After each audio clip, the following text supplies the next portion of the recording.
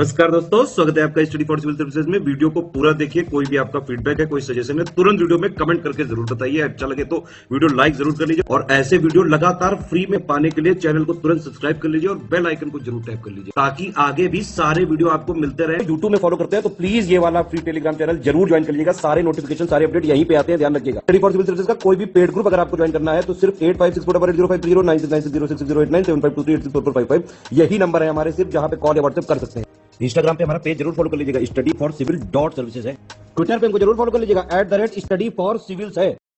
नमस्कार दोस्तों, एक बार फिर से आपका बहुत बहुत स्वागत है स्टडी फॉर सिविल सर्विसेज में। और मैं एसके त्रिपाठी आज आप सभी के साथ जो हमारी daily current affairs news analysis की सीरीज है उसको यहाँ पर बाइलिंगुअल मैनर में कंटिन्यू करूंगा, कवर करूंगा। जैसा कि आप लोग स्क्रीन में देख पा रहे होंगे कि ये जो आर्टिकल्स हैं वो गवर्नमेंट की जितनी भी लीडिंग वेबसाइट्स हैं और जो लीडिंग आपके न्यूज़पेपर्स हैं वहां से कलेक्ट किए जाते हैं आर्टिकल और फिर आप लोगों को यहाँ पर उपलब्ध कराए जाते हैं, जो आप लोगों के लिए स्पेशली फॉर संघ लोक सेवा आयोग यूपीएससी सीएससी और उसके साथ ही जो आपके स्टेट पीसीएस के एग्जामिनेशंस होते हैं उनके लिए प्रीलिम्स और मेंस दोनों ही पर्सपेक्टिव में बहुत ही ज्यादा लाभदायी सिद्ध होगी। तो आप लोग इस सीरीज को सतत रूप से देखें और इसका महत्तम लाभ भी अर्जित करें। साथ ही दोस्तों, अगर आपने इस वीडियो में 10,000 लाइक्स का टारगेट कंप्लीट किया तो आप लोगों को जो इसकी पीडीएफ है वो फ्री ऑफ कॉस्ट हमारे टेलीग्राम के चैनल पर उपलब्ध कराई जाएगी। तो इसके लिए आप हमारे टेलीग्राम का चैनल जरूर ज्वाइन कर लें, साथ ही जो इंस्टा का हमारा पेज है उसको भी फॉलो कर लें। और दोस्तों साथ बनाए रखें, ज्यादा से ज्यादा शेयर और लाइक जरूर करें। आज देखेंगे कि किन टॉपिक्स को देखने जा रहे हैं। तो सबसे पहली न्यूज जो आज की है, रेपो रेट। बिल्कुल बेसिक्स है। इकोनॉमिक्स में जब आप बैंकिंग सिस्टम को पढ़ते हो तो रेपो रेट हो गया, रिवर्स रेपो रेट हो गया, कुल मिला के इसको पॉलिसी रेट्स बोलते हैं, है ना। देखिए समझिएगा, डिमांड और सप्लाई को मैनेज करने के लिए किसकी, मनी की। अगर मार्केट में बहुत ज्यादा पैसा हो गया, ठीक, बहुत ज्यादा अगर पैसा हो गया और बहुत कम पैसा हो गया तो एक मॉडरेट लेवल पे इन्फ्लेशन जरूरी होता है एक हेल्दी इकोनॉमी के लिए। समझिएगा बात को। अगर मान लीजिए कि सबके पास बहुत ज्यादा पैसा है तो किसी भी चीज को बाय करने के लिए वो बिड करेंगे। जब बिड करेंगे, बिडिंग करेंगे तो वो चीज महंगी हो जाएगी। एक आदमी बोलेगा हम 10 रुपए में लेंगे, दूसरा बोलेगा हम 15 में लेंगे, तीसरा बोलेगा 30 में। तो ऐसे जो है इन्फ्लेशन बढ़ जाएगा। अब इन्फ्लेशन को जब कंट्रोल करना होता है तो क्या करते हैं, रेपो रेट बढ़ा दिए। अब जब जो चीज पहले 100 रुपए में मिल रही थी बाद में वो आपकी 120 में मिलने लग गई। इसका मतलब क्या हुआ कि जो इन्वेस्टर्स हैं वो अब लोन कम लेंगे, मतलब उनको डीमोटिवेट करना चाह रहे हैं, इसलिए रेपो रेट बढ़ा रहे हैं। अगर रेपो रेट कम कर रहे हैं इसका मतलब ये चाह रहे हैं हमारी गवर्नमेंट की सप्लाई मनी की बढ़े, ज्यादा से ज्यादा लोग लोन ले, ज्यादा से ज्यादा इंडस्ट्री को लगाए। तो डिमांड और सप्लाई को मैनेज करने के लिए ऐसा किया जाता है। रेपो रेट जो आपके देश की जो सेंट्रल बैंक होती है, जैसे आरबीआई है हमारे यहाँ, तो वो कमर्शियल बैंक को जिस रेट में देते हैं उसको रेपो रेट बोल दी। अब इसी का उल्टा कर लीजिए, कमर्शियल बैंक को अगर आरबीआई को दे रहे हैं तो वो रिवर्स रेपो रेट हो जाएगा। तो सरकार अगर पैसा लेगी तो कम में देगी तो ज्यादा पैसे में, है ना, मतलब वो प्रॉफिट ज्यादा लेगी, ऐसा समझिए। क्योंकि आरबीआई भी सरकार है। आर्टिकल 12 पढ़ते होंगे आप लोग कॉन्स्टिट्यूशन में, तो उसके हिसाब से ये भी स्टेट के डेफिनेशन में आएगा। तो ये जीएस पेपर थर्ड में रख सकते हैं, बिल्कुल बेसिक्स है ये आपका, ठीक है ना। इसके बाद जो सेकंड टॉपिक है यहाँ पर, इंडो पैसिफिक इकोनॉमिक फ्रेमवर्क है। तो ये अमेरिकन इनिशिएटिव है और ये भारत के लिए एक विकल्प के रूप में साबित हो सकता है, चाहे क्रूड ऑयल की बात करें चाहे मार्केट की बात करें। तो इसको देखेंगे और ये जीएस पेपर थर्ड में भी रख सकते हैं, इकोनॉमिक इंस्टीट्यूशन, और आपका क्या सेकंड पेपर में भी रख सकते हैं, ठीक, इंटरनेशनल जो है आपका जो ऑर्गेनाइजेशन है उसके अंतर्गत भी आ सकता है। इसके बाद जो तीसरा है तो आपकी जो भारतीय मुद्रा में जो जालसाजी वगैरह होती है, नकली जो आपकी मुद्रा होती है उससे संदर्भित है, तो थर्ड पेपर में है। इंटरनल सिक्योरिटी को थ्रेट है ये आपका, ठीक है ना, आंतरिक सुरक्षा से रिलेटेड मुद्दा है, टेररिज्म से रिलेटेड है, थर्ड पेपर में रख सकते हैं। इसके बाद जो फोर्थ नंबर का टॉपिक है तो इलेक्ट्रिक वर्टिकल टेक ऑफ और लैंडिंग एयरक्राफ्ट की बात की है हमारे जो यूनियन मिनिस्टर हैं एविएशन के, ज्योतिरादित्य सिंधिया जी, उन्होंने बात की है, थर्ड पेपर में रख सकते हैं, इंफ्रास्ट्रक्चर से रिलेटेड है। इसके बाद लास्ट जो आज का टॉपिक है एनवायरमेंट से रिलेटेड है आपका, ये हालांकि इंडेक्स है, तो environmental performance index 2022 and India. तो इंडिया ने जो रैंकिंग मिली इंडिया को वो लास्ट मिली है, 180 देशों में 180 मिली है। तो इंडिया ने जो है इसके आंकड़ों को जो है सिरे से खारिज कर दिया है। इसको देखेंगे हम लोग क्यों ऐसा है, लगातार हमारी रैंकिंग इसमें खराब थी, ठीक है। और इसके बाद जो पहला टॉपिक इसको डिटेल में देखेंगे। तो सबसे पहली चीज है कि रेपो रेट है क्या। तो ये न्यूज में इसलिए क्योंकि आरबीआई की जो आपकी मॉनेटरी पॉलिसी कमेटी है वो जो आपकी मॉनेटरी पॉलिसी है उसको रिव्यू करने के लिए बनाई गई है।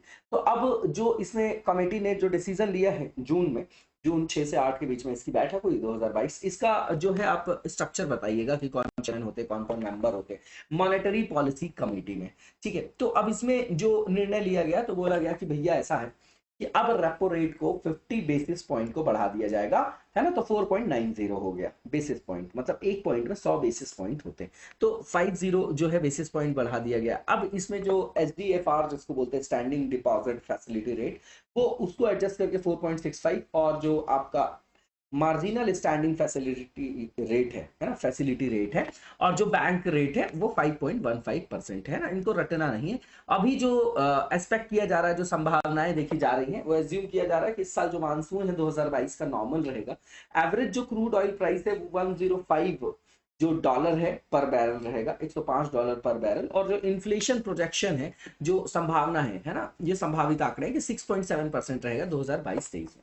इकोनॉमिक इंडिकेटर्स की बात करें अप्रैल मई में, तो इंडिकेट कर रहे थे कि भैया हमारी जो इकोनॉमी है, जो इकोनॉमिक एक्टिविटी है, उसमें रिकवरी देखा जा रहा है, और इसमें व्यापक सुधार के भी संकेत है। ठीक है, अर्बन डिमांड जो है वो रिकवर हो रही है, रूरल डिमांड भी ग्रेजुअली इंप्रूव हो रही है। ये हमारे लिए अच्छा है क्योंकि डिमांड बढ़ रही है। जब डिमांड ही खत्म हो जाएगी तो वहां पर क्या रिसेशन का खतरा होता है किसी भी इकोनॉमी के अंतर्गत। इसके बाद मर्केंडाइज, जो आपका मर्चेंडाइज जो एक्सपोर्ट है ना, वस्तुओं का पढ़ने का जो निर्मात है, निर्यात है, एक्सपोर्ट है, वो लगातार अगर आप देखेंगे तो 15th मंथ में भी मजबूत तरीके से इसमें वृद्धि दर्ज की गई है, और इसमें जो वृद्धि है वो दोहरे अंक में है, डबल डिजिट में है। ये बहुत अच्छा पॉइंट है हमारी इकोनॉमी के लिए। आत्मनिर्भर Bharat, make in India, made in India, ये आप लोग सुनते हैं, उसी का ये आपका आउटपुट है, उसी का परिणाम। इसके बाद जो नॉन ऑयल और जो नॉन गोल्ड इंपोर्ट है वो कंटिन्यूएशन में एक्सपैंड हो रहा है। ये इंडिकेट कर रहा है कि जो रिकवरी हो रही है डोमेस्टिक डिमांड की, मतलब हमारे यहाँ जो इकोनॉमी का पेस है वो हेल्दी है ना, मतलब रिकवर हो रहा है। रियल जीडीपी ग्रोथ की बात करें 2022-23 की, तो ये एस्टिमेटेड है 7.2%। रियल का मतलब कि जो बेस ईयर होता है उससे लिया जाता है, ठीक है ना। और जो नॉमिनल है वो क्या होती है जीडीपी, वो बताइएगा आप लोग, ठीक है ना, इसमें डिफरेंस क्या होता है। इसके बाद जो एनएसओ है, जो हमारी राष्ट्रीय सांख्यिकी कार्यालय है, उसने एस्टिमेट किया है, रिलीज किया है जो आपका एस्टिमेशन मई 31 में। तो इसमें बोला है कि इंडिया की जो जीडीपी ग्रोथ है 2021-22 के लिए वो एस्टिमेटेड है 8.7%, जो कि ज्यादा है प्री पैंडेमिक लेवल से भी। इसमें कोऑपरेटिव बैंक्स को बेनिफिट देने के लिए क्या मेजर्स लिए गए हैं, तो अभी डिसाइड किया गया है कि भैया जो एग्जिस्टिंग लिमिट है इंडिविजुअल हाउसिंग लोन की कोऑपरेटिव बैंक्स को, उसको बढ़ाया जाएगा। इसके बाद जो अर्बन कोऑपरेटिव बैंक्स हैं उनने भी एक्सटेंड किया है अपनी बैंकिंग सर्विसेज को, डोर टू डोर ले जा रहे हैं, डोर स्टेप पे ले जा रहे हैं कस्टमर्स के, तो अपने बेस को ब्रॉड कर रहे हैं वो। ठीक है, इसके बाद ये इसके द्वारा क्या करेंगे, तो ये आपके जो इनके कस्टमर से इंटरेक्शन है उसको बढ़ा पाएंगे, अपनी सर्विसेज का पेनिट्रेशन बढ़ा पाएंगे, है ना। स्पेशली उसमें डिफरेंशियली जो एबल्ड पर्सन है, आपके दिव्यांग लोग हैं, सीनियर सिटीजन है, उनको भी कवर किया जाएगा। इंक्लूजन का, ये बैंकिंग के इंक्लूजन का एक डायमेंशन है। इसके बाद जो रूरल कोऑपरेटिव बैंक्स है उन्होंने एक्सटेंड किया है फाइनेंस, कमर्शियल, रियल एस्टेट के डोमेन में भी, है ना। अब वो लोन दे सकते हैं रेजिडेंशियल जो भी आपकी हाउसिंग प्रोजेक्ट है, ठीक है। और उसके अंतर्गत हाउसिंग जो फाइनेंस की लिमिट है वो 5% होगी टोटल एसेट्स की, नॉर्मल सी चीज है। इसके बाद जो सेकंड टॉपिक है आपका इंडो पैसिफिक इकोनॉमिक फ्रेमवर्क, तो सबसे पहली चीज है कि इसमें ये बोला जा रहा है कि इसमें बहुत सारे प्रॉमिस किए जा रहे हैं, बहुत सारी संभावनाएं, लेकिन इसमें कुछ जोखिम भी मौजूद है। इस तरीके से ये जो है टॉपिक रखा गया है। तो हमको ये जानने की जरूरत है कि ये फोरम कौन सा, फ्रेमवर्क कैसा। तो ये एक अमेरिकन इनिशिएटिव है, किस लिए कि इंडो पैसिफिक रीजन की जितनी भी इकोनॉमीज हैं उनको एक साथ लाया जाए और इकोनॉमिक कॉपरेशन को एनहांस किया जाए। इसको लॉन्च किया गया, इसका जब इसको प्रपोज किया गया था, ये जो फ्रेमवर्क है, तो वो बेस्ड है आपका किसमें, 4 पिलर्स पे। ठीक, पहला फेयर एंड रिजिलियंट ट्रेड, है ना, कैपिटलिज्म का प्रणेता है पूंजीवाद का अमेरिका, वैसी ही चीजें लाएगा। सप्लाई चेन रेजिलियंस की बात की गई है, क्लीन एनर्जी, डीकार्बोनाइजेशन की बात करी, टैक्स और एंटी करप्शन की बात की गई, नॉर्मल से पिलर से। इसके बाद इसमें यह भी डेवलप किया जाएगा, इसका जो उद्देश्य है कि भैया स्टैंडर्ड जो हो वो अप टू डेट हो, हाई स्टैंडर्ड्स हो, वर्कर सेंटर्ड हो। इसमें जो कमिटमेंट्स है उसके अंतर्गत लेबर राइट्स है, एनवायरमेंट और क्लाइमेट है, डिजिटल इकोनॉमी को फोकस किया गया, एग्रीकल्चर को, ट्रांसपेरेंसी को, वहीं से गुड गवर्नेंस निकल के आएगा, गुड रेगुलेटरी प्रैक्टिसेस को अपनाया जाए, ट्रेड में फैसिलिटेट किया जाए, ये सब चीजें नॉर्मल सी चीजें। इसके बाद एक नोटेबल एक्सक्लूजन है इसमें, है ना, लिस्ट से, जो इंटेलेक्चुअल प्रॉपर्टी राइट्स से रिलेटेड है, जो कि यूएस इकोनॉमिक एंगेजमेंट का, जो भी एंगेजमेंट करती है यूएस, है ना, इकोनॉमिक एंगेजमेंट उनके पार्टनर्स के साथ, तो उसका वो कोर पार्ट होता है, ठीक है। इंडिया के लिए इसमें क्या बेनिफिट होगा? तो सबसे पहली चीज ये है कि जो भी इंडिया का आर्थिक वहां पर क्या है, जुड़ाव है, इंगेजमेंट है इकोनॉमिक एस्पेक्ट में, इस रीजन में वो सशक्त होगा, वो बढ़ेगा, ठीक है ना। और क्यों ऐसा बोल रहे हैं? क्योंकि जो आपकी रीजनल कॉम्प्रिहेंसिव इकोनॉमिक पार्टनरशिप थी उससे भारत बाहर आ चुका है, तो उसके कारण जो नेगेटिव इंपैक्ट पड़ा है उसको यहां से काउंटर किया जा सकेगा। दूसरी चीज ये है कि यहां पर रिजिलियंट सप्लाई चेन को भी बिल्ड किया जा सकेगा, ठीक है ना। वो भी इसका एक मोटिव है इंडो पैसिफिक इकोनॉमिक फ्रेमवर्क का। तो इसमें क्या हो सकता है कि जो भी रॉ मटेरियल्स की रिक्वायरमेंट्स है हमारी, उसके लिए हम अल्टरनेट इसमें ढूंढेंगे, मतलब एक विकल्प के रूप में, वैकल्पिक स्रोत के रूप में भी अपनी आवश्यकताओं की पूर्ति के लिए हम इसको मान सकते हैं, है ना, कच्चे माल की जो अब हमको आवश्यकताएं हैं उसके लिए। इसके बाद अगर आप देखेंगे कि इसकी इंपॉर्टेंस देखें, किसी भी फोरम की, किसी भी फ्रेमवर्क की, किसी भी ऑर्गेनाइजेशन की बात करते हैं, सबसे पहले उसकी इंपॉर्टेंस बताते हैं। तो इंडो पैसिफिक इकोनॉमिक फ्रेमवर्क के जो मेंबर्स हैं वो टोटल जो ग्लोबल जीडीपी है उसके 40% को रिप्रेजेंट करते हैं, पहली चीज। तो यहां पर चाइना के इन्फ्लुएंस के बाहर, चाइना के प्रभुत्वकारी संस्थाओं के बाहर भारत को एक वृहद आर्थिक व्यवस्था का हिस्सा बनने का यहां पर विकल्प भी मौजूद है। इसके बाद यहां पर आप देखेंगे कि ये अलाउ करेगा इंडिया को कि भैया जो एंटी मनी लॉन्ड्रिंग एफर्ट है ना, किसके साथ, यूएस के साथ, उसके थ्रू अपने भी देश में इस तरीके की समस्याओं से निजात पा सकते हैं हम लोग। चैलेंजेस क्या है? सबसे पहले तो इंफ्रास्ट्रक्चर की। दूसरी चीज जो हमारे यहाँ डिजिटल इकोनॉमी के संदर्भ में हाई स्टैंडर्ड्स रूल्स हैं डिजिटल इकोनॉमी से रिलेटेड, उसमें, है ना, अभी आप देखेंगे कि साइबर सिक्योरिटी और इसमें फिर से जो है यूएस ने बहुत मतलब अंडर एस्टिमेट किया है इंडिया को, है उसके, उसमें अभी देखेंगे भी हम लोग।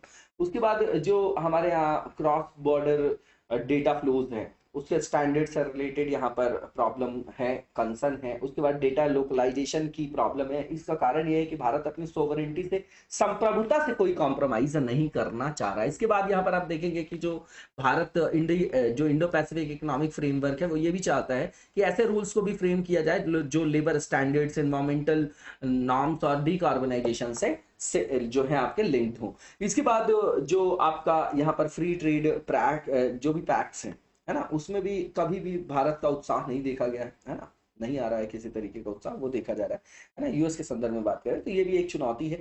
इसके बाद 2022 में अगर आप देखेंगे तो यूनाइटेड स्टेट ट्रेड रिप्रेजेंटेटिव जो है उसने इंडिया को प्रायोरिटी वॉच लिस्ट में रखा है। किसके किसके साथ? चाइना को भी रखा है, रशिया को भी रखा, 4 अदर्स है, ठीक है। तो इसमें यहां पर आप देखेंगे कि जो इंटेलेक्चुअल प्रॉपर्टी राइट्स प्रोटेक्शन और उसका इन्फोर्समेंट है उसमें जो है लैक देखा गया है ना, इनएडिक्वेट वहां पर जो है फ्रेमवर्क देखा गया है, रेगुलेशन देखा गया है। इसलिए भारत को चीन, रूस और 4 अन्य लोगों के साथ प्राथमिकता निगरानी सूची में रखा गया, ये कंसर्न का विषय है। इसके बाद जो नकली नोटों वाला यहाँ पर मुद्दा है वो रखा गया है इसमें। तो अभी आरबीआई ने बोला है कि भैया हमारे यहाँ जो ये आपकी फोर्ज करेंसी वगैरह है उसमें फिर से काफी सारी जो है वृद्धि देखी गई है। अब ये जो है आपका काउंटरफीटिंग होती क्या है, जालसाजी होती क्या है? तो सीधी बात है कि ये अनलॉफुल डुप्लीकेशन है किसी भी वैल्यूएबल चीज का, है ना, किस संदर्भ में, उसको डिसीव करने में, काउंटरफीट करने में। इसके अंतर्गत किस किस टाइप के आइटम होंगे? तो मनी होगा, कूपन होंगे, क्रेडिट और डेबिट कार्ड भी आएंगे। नॉर्मल सी चीज है, शब्दों का खेल है केवल। की पॉइंट्स देखें तो आरबीआई ने बोला है कि भैया अभी जो आपके 500 के नोट है उसमें 101.93% का राइज है, और जो 2000 के नोट है उसमें 54% का राइज है। किसकी बात कर रहे हैं हम? फेक नोट्स की। इसके बाद यहाँ पर जो काउंटरफीट नोट्स हैं 10 रुपए के, उसमें इंक्रीमेंटल जो रेट है, इंक्रीज रेट है, वो कितना है? 10, 20 और 200 के नोट की बात करें तो 10 के नोटों में 16.45%, उसके बाद 16.48% जो है 20 रुपीज के नोट में, और 200 रुपीज के नोट में 11.7% है। और अगर आप देखें 50 और 100%, जो 50 और 100 रुपए के नोट है उसमें जो है, जो आपका इसमें जालसाजी थी, जो इसमें नकली वगैरह नोट की जो समस्या थी वो डिक्लाइन हुई है 28.65% और 16.71%, है ना, जो आपका 50 और 100 के नोट की बात करें उसमें कमी देखा गया। इसके बाद अगर आप देखेंगे कि 2020-21 में गिरावट के बाद, कमी के बाद, जो नकली नोट है उसमें हाइक देखा गया है ना, रिकॉर्ड किया गया है 2021-22 में 10.7%, ठीक है। इसमें जो 500 के नोट है उसमें जो राइज देखा गया है जालसाजी का वो 102% है, 102%। फेक करेंसी जो 2000 के नोट के रूप में है उसमें इंक्रीज देखा गया है है ना, उसमें वृद्धि देखी गई है, राइज 55%। ठीक है, जो आपका 2021-22 में 2000 रुपए की नकली मुद्रा जितनी थी उसमें 55% की वृद्धि देखी गई है ना, ये आपके लास्ट ईयर से कंपेयर करके देख रहे हैं। अब इसके बाद यहाँ पर ये भी बताया गया है कि 2021-22 की जो आरबीआई की एनुअल रिपोर्ट है उसमें ये बोला जा रहा है कि बैंकिंग सेक्टर में जो टोटल नकली भारतीय मुद्रा विद्यमान है, भारतीय मुद्रा का जो नकली मुद्रा विद्यमान है उसमें आरबीआई में 6.9% है और 93.1% जो है आपका अन्य बैंकों में है। इसके बाद ये भी देखा जा रहा है कि जो एनसीआरबी है उसने नेशनल लेवल पे एक डेटाबेस रेडी किया है, ताकि जो भी आपके एक सॉफ्टवेयर बनाया है ऑनलाइन जो आपका रहेगा, वेब इनेबल्ड रहेगा, है ना, तो रिकॉर्डिंग और रिपोर्टिंग के लिए जो भी फेक इंडियन करेंसी है, जो नोट्स वगैरह जो है आपके सीज वगैरह किए जाते हैं। इसके बाद इससे रिलेटेड हमारे यहाँ रेगुलेशन क्या है ना, रूल क्या है जो आपका पेनलाइज वगैरह करने के लिए, तो सेक्शन 489 है, इसमें ए बी सी डी सब क्लॉज है। तो जो 489A है उसमें बोला गया है कि अगर कोई भी व्यक्ति जो नकली नोटों में या नोटों की जालसाजी की प्रक्रिया में या उसके किसी भाग में या किसी भी करेंसी नोट या बैंक नोट में जालसाजी की प्रक्रिया को अपनाता है तो उसे या तो इम्प्रिजनमेंट देंगे, है ना, लाइफ टाइम के लिए, या फिर जेल के रूप में, जो कारावास के रूप में दंड दिया जा सकता है 10 साल, और वो लाइबल होगा फाइन के लिए भी। 489B में बोला गया है, आईपीसी है ये आपका, ठीक है ना, जहां से पेनलाइज करते हैं, दंड वगैरह देते हैं।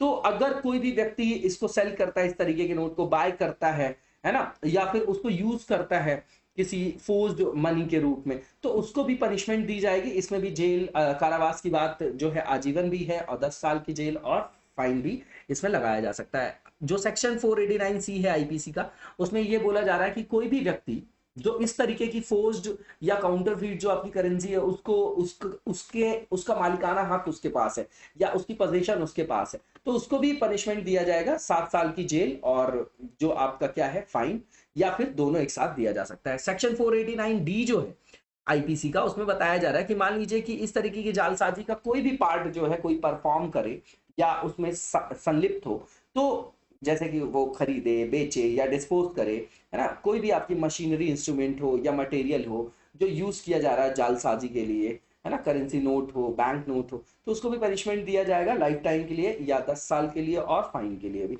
सेक्शन 15 जो अनलॉफुल एक्टिविटीज प्रिवेंशन एक्ट का है उसके अंतर्गत बोला जा रहा है कि इस तरीके की कोई भी जो प्रक्रिया है वो भारत की एकता, अखंडता और संप्रभुता को जो है प्रभावित करती है, आर्थिक सुरक्षा पर ऋणात्मक प्रभाव डालती है, तो इसको जो है टेररिस्ट एक्ट के रूप में वहां पर क्या किया गया है, बताया गया है। ठीक, अब यहाँ पर जो सिक्योरिटी फीचर्स है इंडियन बैंक नोट के वो देख लीजिएगा आप लोग, कंटेक्चुअल पार्ट है आपका। इसके बाद जो नेक्स्ट टॉपिक है इलेक्ट्रिक वर्टिकल टेक ऑफ और लैंडिंग एयरक्राफ्ट की बात की जा रही।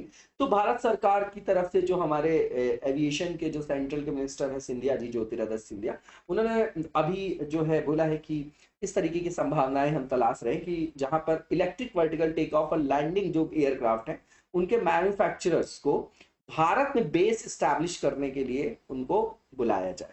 ठीक, अब ये होता क्या है ये जानने की जरूरत है। तो ये यूज करता है इलेक्ट्रिक पावर टेक ऑफ और लैंड करता है वर्टिकली। इसमें जो ज्यादातर एयरक्राफ्ट होते हैं वो यूज करते हैं डिस्ट्रीब्यूटेड इलेक्ट्रिक प्रोपल्शन टेक्नोलॉजी। इसका मतलब ये है कि इसमें इंटीग्रेट करना है कॉम्प्लेक्स प्रोपल्शन सिस्टम को, है ना, एयरफ्रेम के साथ। इसके बाद यहाँ पर मल्टीपल मोटर्स भी लगे होते हैं जो कई सारे जो प्रकार हैं, फंक्शंस हैं, उनको परफॉर्म करते हैं और एफिशिएंसी को बढ़ाते हैं, और साथ ही साथ जो सेफ्टी फीचर्स हैं एयरक्राफ्ट के उनको भी इनहांस करते हैं, उनको भी इंश्योर करते हैं।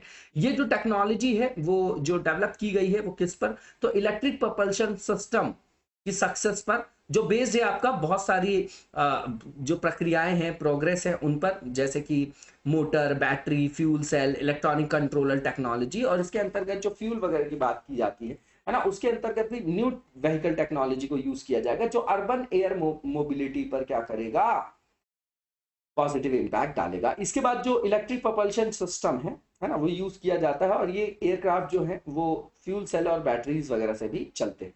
ये जो है आपकी काफी नई जो है न्यूयर टेक्नोलॉजीज में से एक है और इसका डेवलपमेंट जो है एरोस्पेस इंडस्ट्री में अभी नए संदर्भ में देखा जा रहा है। अब इसके अंतर्गत बेनिफिट क्या है, तो सबसे पहली चीज तो ये कि अर्बन एयर मोबिलिटी के लिए जो जिससे पॉल्यूशन बढ़ रहा है तो उसको कम किया जा सकेगा, उसके लिए क्लीन अल्टरनेटिव के रूप में इस टेक्नोलॉजी को यूज किया जा सकता है। इसके बाद ये इंक्रीज करेगा वेहिकुलर जो ट्रैफिक है, स्पेशली अर्बन सेंटर्स में, है ना, जहां पर रोड ट्रैफिक हो और उसको जो है कम करने की आवश्यकता हो, डीकंजेशन को जो है वहां पर इंश्योर करना हो। इसके बाद ये आपकी मोबिलिटी को भी बढ़ाएगा, एफिशिएंसी को भी बढ़ाएगा, ये ट्रैक करेगा पॉल्यूशन को भी और पॉल्यूशन को कम भी करेगा, ये एडवांस करेगा एयर मोबिलिटी को और हेल्प करेगा रिमोट एरियाज को कनेक्ट करने में भी, है ना, क्योंकि रिमोट एरियाज जो है अभी भी एयर सर्विसेज से कनेक्टेड नहीं है, तो वहां पर उस तरीके की कनेक्टिविटी को भी इंश्योर किया जा सकता है। इसके बाद इसमें एआई का यूज किया जाएगा, क्योंकि कई सारे जो आपके विमान वगैरह एयरक्राफ्ट होंगे वो मानव रहित भी हो सकते हैं। ठीक है, इसमें चिंताएं क्या है, सबसे पहला नॉइस कंसर्न का है ना, आने वाले फ्यूचर में। इसके बाद बैटरी लिमिटेशंस, अभी आप फेम 2 और फेम के अंतर्गत ही देख रहे हैं कि जो इलेक्ट्रिक व्हीकल है उसके ही चार्जिंग स्टेशन नहीं है, बैटरी की प्रॉब्लम आ रही है ना, जो लिथियम आयन बैटरी है उसके भी जो है आपकी लिमिटेशंस देखने को हमको मिली है, हमने करंट अफेयर्स में कवर भी किया है। तो जो बैटरी लिमिटेशंस है इसमें दोनों ही कंटेक्स्ट में सप्लाई और टेक्नोलॉजी के संदर्भ में बात कर रहे हैं। इसके बाद जो एयर ट्रैफिक मैनेजमेंट है वो भी बढ़ेगा। ठीक है, एयरक्राफ्ट के संदर्भ में यहाँ पर टकराव वगैरह की संभावना बढ़ जाएगी, है ना, जब ज्यादा वहां पर ट्रैफिक हो जाएगा। उसके बाद ऑपरेशनल जो आपका रेफरेंस है उस आधार पर भी हजार्ड वगैरह देखा जा सकता है, क्योंकि यहाँ पर जो आपका टकराव या कोलिजन डिटेक्शन सिस्टम उसको भी डेवलप करना पड़ेगा, है ना, नहीं तो वहां पर दुर्घटनाएं हो सकती है। इसके बाद इंफ्रास्ट्रक्चर से रिलेटेड चैलेंज तो है ही है, सबसे पहले इन्वेस्टमेंट की है। उसके बाद अगर यहाँ पर वर्टिकल जो है आपका रेफरेंस पे वर्टिकल कंटेक्स्ट पे उसको लैंड करा रहा है एयरक्राफ्ट को, तो बिल्ड करना पड़ेगा सरकार को पूरे विश्व स्तर पर स्काई पोर्ट्स, है ना, विद इन द सिटीज, और फिर मतलब शहरों के अंतर्गत, और फिर वहां पर वर्टिकल टेक ऑफ और लैंडिंग वगैरह कराया जा सकता है। और चार्जिंग पोर्ट्स भी है जो ज्यादा से ज्यादा मात्रा में बनाना पड़ेगा। इसके बाद इसके संदर्भ में इंफ्रास्ट्रक्चर इसी से सिंक्रोनाइज्ड जो है उसको डेवलप करना पड़ेगा। इसके लिए कोलैबोरेशन की जरूरत है, जो अर्बन प्लानर्स हैं, आर्किटेक्ट्स हैं, इंजीनियर्स हैं, गवर्नमेंट और प्राइवेट सेक्टर और कम्युनिटी पार्टिसिपेशन की भी आवश्यकता होगी। ये ऑपरेट कर पाएगा बैड वेदर में, या आपका साइबर अटैक को प्रिवेंट कर पाएगा कि नहीं। और इसमें जो आपका इस तरीके के एयरक्राफ्ट के लिए जो लाइसेंसिंग की प्रोसेस और सर्टिफिकेशन वो भी बताया जा रहा है चिंता और चुनौती के रूप में। इसके बाद जो लास्ट टॉपिक है आज का, ये एक इंडेक्स है 2022 का, इसमें इंडिया की रैंकिंग सबसे लास्ट दी गई है, एनवायरमेंटल परफॉर्मेंस इंडेक्स।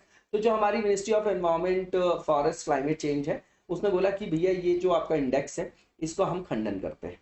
क्यों? क्योंकि इसमें जो मूल्यांकन किया गया है इस सूचकांक में भारत ने 180 देशों में सबसे कम स्कोर किया है। लास्ट जो है हमारी रैंकिंग है, तो 180 देशों में 180 रैंकिंग है। ठीक है ना, इसको जो ये आपका इंडिकेटर बनाया जाता है, इसमें 11 इश्यूज को जो है कैटेगराइज किया गया है, जिसके अंतर्गत एनवायरमेंटल हेल्थ है, क्लाइमेट चेंज परफॉर्मेंस है, इकोसिस्टम जो है वाइटलिटी है। ये आपका बायएनियल इंडेक्स है, द्विवार्षिक है। इसको कौन बनाता है? तो Yale university, Columbia university collaborate करके बनाती है किसके साथ? वर्ल्ड इकोनॉमिक फोरम के साथ। इसके बाद इंडिया की बात करें तो इंडिया ने जो स्कोर किया 18.9 किया है और सबसे लास्ट रैंक है। और इस रिपोर्ट में ये भी बताया गया है कि जो 4 कंट्रीज का नाम मेजर जो एस्पेक्ट में इसको हाईलाइट किया गया है कि जो 50% residual global green house gases का जो एमिशन है उसमें जो आपका रिप्रेजेंटेशन है वो इन 4 देशों का होगा। अगर करंट ट्रेंड को हम कंटिन्यूएशन में बनाए रखते हैं 2050 तक 50% जो है आपका ग्रीन हाउस जो आपका एमिशन होता है उसके जिम्मेदार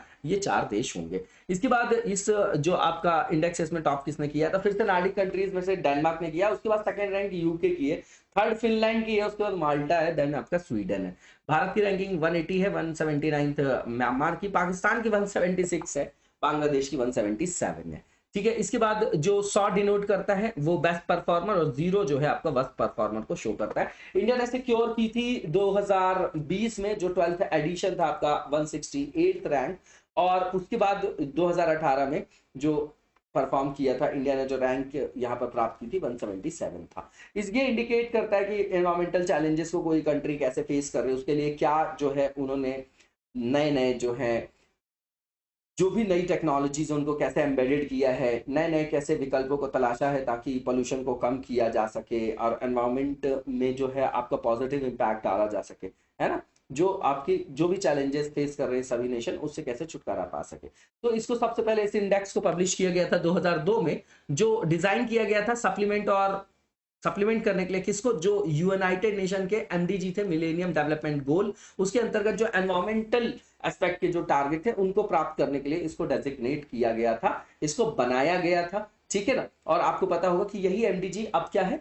एसडीजी के रूप में कार्यरत है, जिसको सस्टेनेबल डेवलपमेंट गोल बोला जा रहा है। इसके बाद जो नेक्स्ट हमारा सेगमेंट है एमसीक्यू से रिलेटेड है, बिल्कुल इजी है आज का एमसीक्यू जो है। अग्नि 4 मिसाइल के बारे में स्टेटमेंट बताना कौन सा ट्रू है। सबसे पहला ये कि ये आपकी इस सीरीज में 4th नंबर की मिसाइल है, जिसे पहले अग्नि 2 प्राइम के नाम से जाना जाता था। इसके बिल्कुल सही है स्टेटमेंट। दूसरा ये कि डेवलप किसने किया है, तो डीआरडीओ ने किया भैया।